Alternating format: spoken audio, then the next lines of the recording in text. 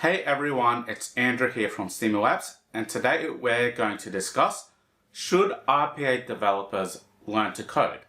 On one side of the camp, you've got people saying RPA is low code, it's no code, it goes against the nature of RPA, like just get out of here with your nerdy codey stuff, alright? Just get out with your code.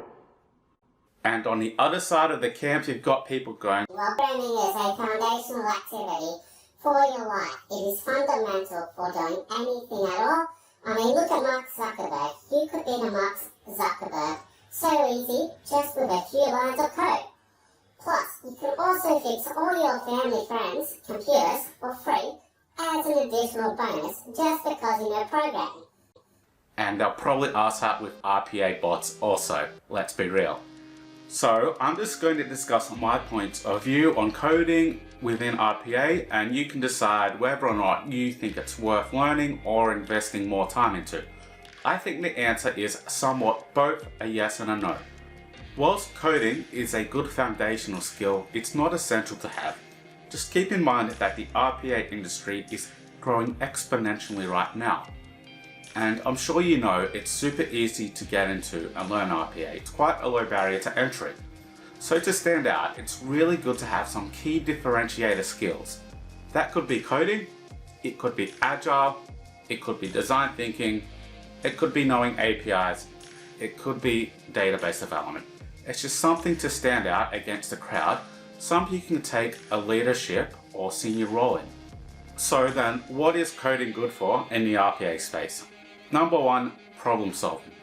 A lot of RPA products, whilst they don't use code or low code, they'll use Excel-like operations where you're joining strings, adding numbers, doing math, and even using regular expressions to find patterns in strings.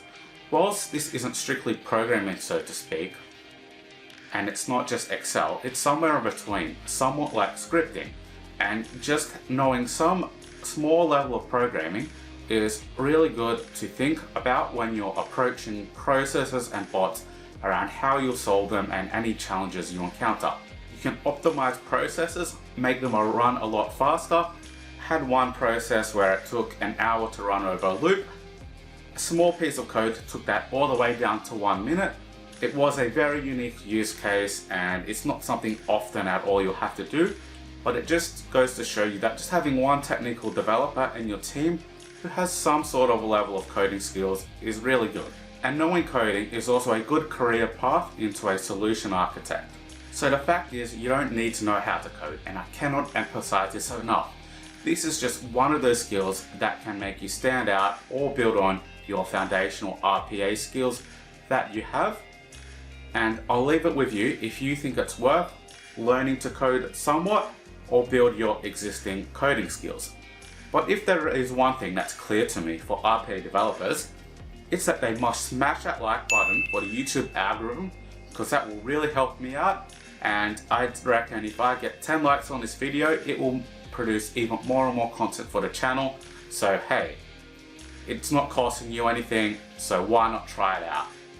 Remember to subscribe, and I'll see you guys next time.